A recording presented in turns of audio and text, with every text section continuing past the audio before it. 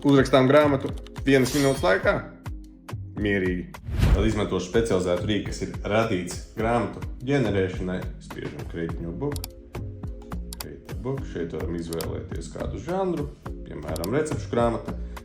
Grāmatas garumu, protams, bezmaksas versijā mums nedos taisīt garas grāmatas. Ja vēlēs to nopietni, tad, protams, plāns jāņem. Šeit mums jāizvēlās valoda.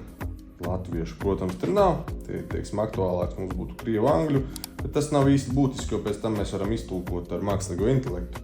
Tātad mērķis grāmatas ir, piemēram, receptes priekš veselīgām kūkām, mērķa auditorija, sievietes, kurām patīk gatavot, pievienot grāmatu. Viņš mums tūlīt uzģenerēs grāmatas nosaukumu, varam pamainīt, ja mums nepatīk. Šeit par autoru, ja par mani kaut kāds teikums ir tālāk. Šeit mums ir jau iedots saturs ar punktiem un apakšpunktiem, kā arī te bildīts var ielikt. Pēc tam var pamainīt, visu kaut ko var jau tagad saturu mainīt, lai viņš to, teiksim, informāciju pamaina uzreiz dot precīzāku. Generate book, lai viņš jau taisa, neko nemainīšu. Tātad mūsu trending score viņš iedeva 5 balvas no 10, cik trendīgi viņa varētu būt. Šeit mums viņa ir.